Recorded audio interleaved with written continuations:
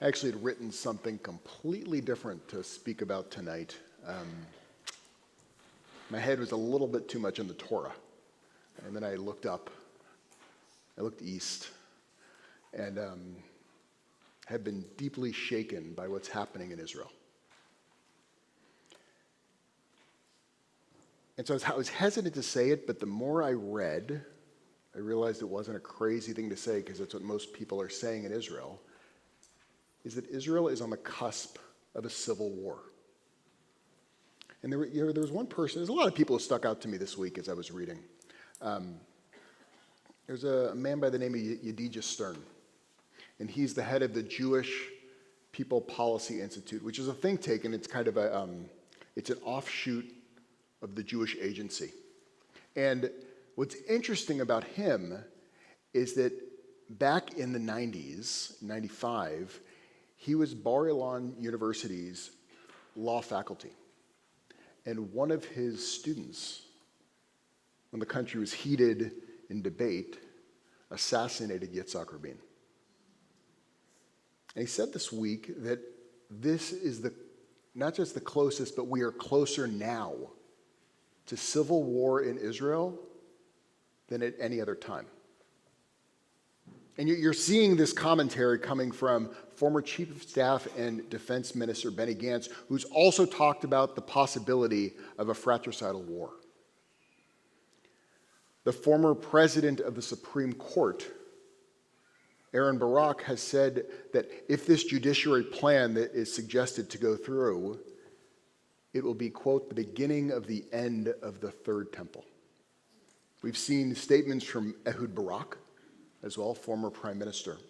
And what's important to frame on how to understand this is that this is not the first time that Israel has been on the cusp of a civil war. This is the fourth time. The first time is 1948 with the Altalena. Who knows the Altalena story? Some people know the Altalena story. The boat. You basically have, as right before Israel's about to begin, there's two different defense forces. There's the Haganah, which eventually becomes the IDF, and the Irgun. And they're not aligned. They're trying to form. And the Ben Gurion is in charge of the Haganah, and I'm blanking on his name right now. Begin is in charge of the Irgun. Thank you. And the boat comes over, and there's a worry that there's about to be a coup, which occurs. And the crazy thing is, this is right after the Holocaust, right after millions of Jews had been killed, where you would think the law which we would create after that point is that clearly no Jew should kill another Jew. And as it was sitting there at that point, Jews started firing at each other. 16 soldiers from the Irgun are shot and killed by other Jews on the beaches of Tel Aviv. The boat is sunk. But Israel pulled back, and civil war did not happen. Next time was the assassination of Yitzhak Rabin, which once again that line was crossed, where a Jew went and killed another Jew.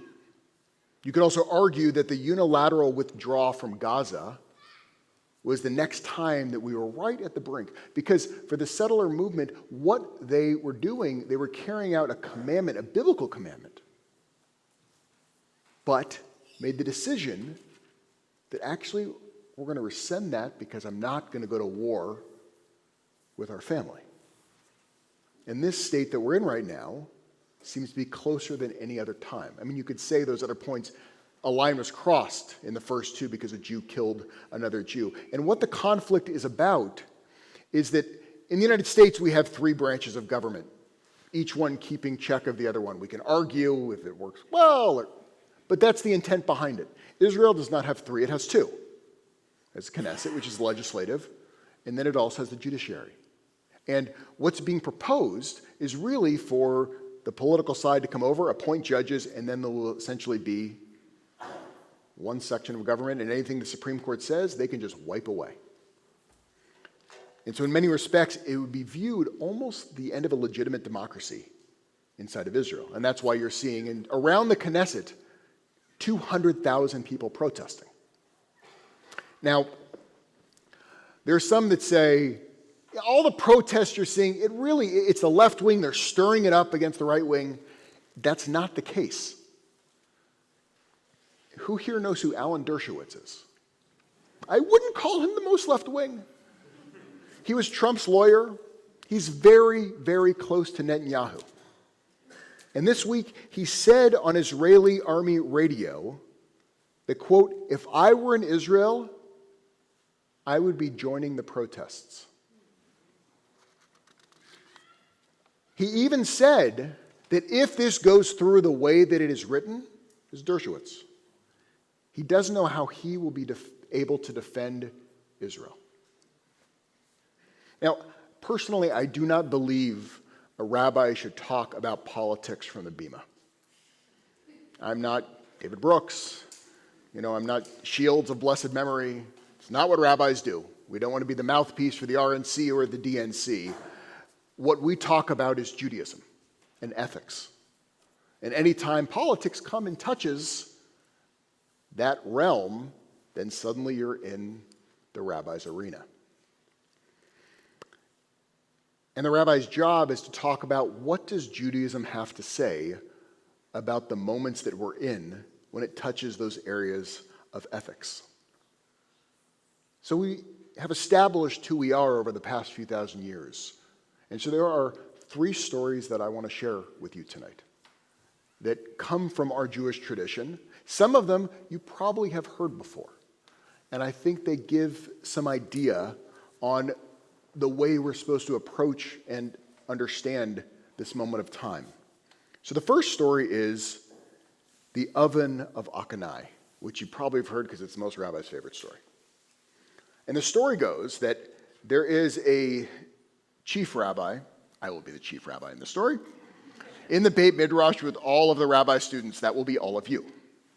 And the chief rabbi is arguing over if this oven over here is kosher. The chief rabbi says, the oven's kosher. All the students say, no, it's not. He can't believe this. He's the chief rabbi, for God's sakes.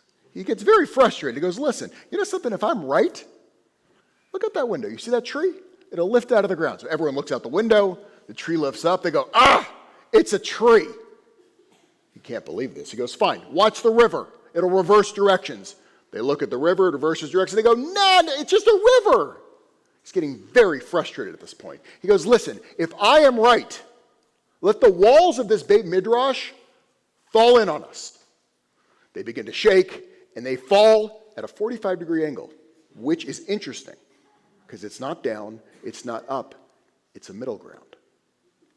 They go, they're walls.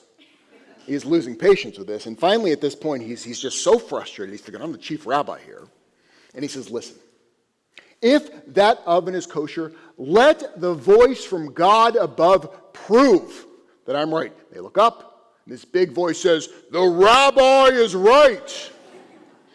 And this is the most shocking part of the story. The students then point their finger up and say, shut up! They yell at God. They say, shut up, and they quote the Torah, and they say, the voice is no longer in heaven. And according to rabbinic tradition, God's response is that God laughs and goes, my kids have beaten me. My kids have beaten me. It was never about just the chief having the voice or just having one voice. It was about listening to the collective, and not only listening to the collective, but listening to the middle ground of where the walls went. This is the foundation of how rabbinic Judaism is started, is that it's meant to be that debate where you can hear all these different voices, but it doesn't matter what your title is. It matters what the majority wants to say.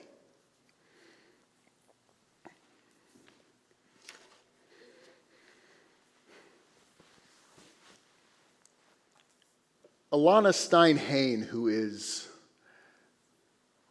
a teacher at the Hartman Institute, she said a few weeks ago, or maybe it was this week she said this, and I thought it was brilliant. She said, hate is an emotion and a feeling. Violence is an action, and speech is the thing right in between them.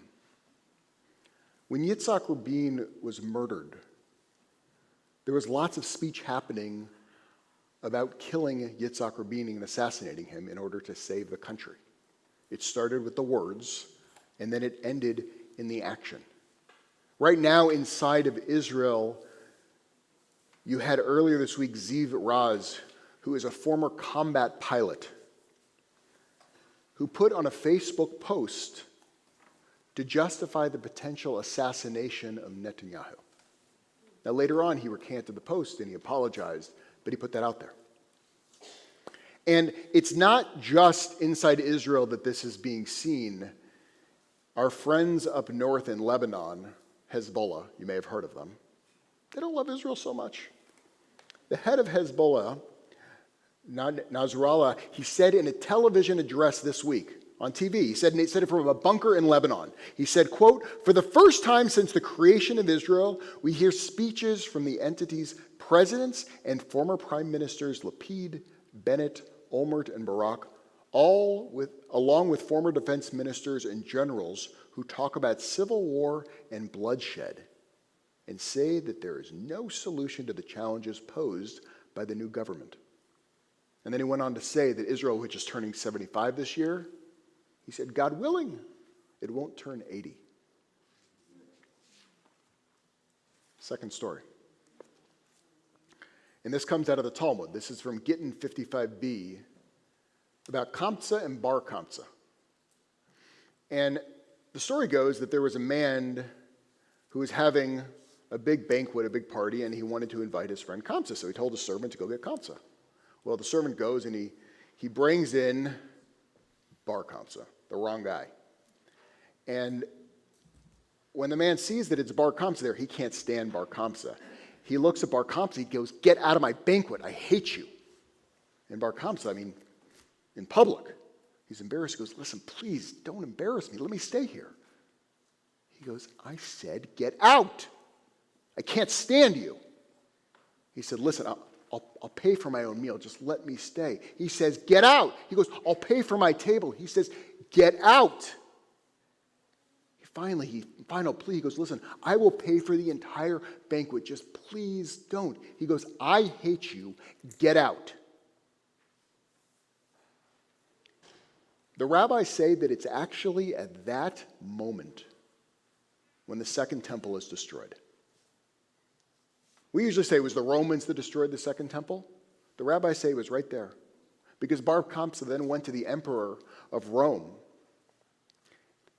and gave up the Jews, said they were talking bad about them, and then Rome came and attacked. It started with the speech and the feelings and the emotions. And very quickly, it turned into the destruction of Jerusalem and a 2,000-year exile. The rabbis, they never blame the Romans. They blame us because of the way that we hated each other. That's the second story.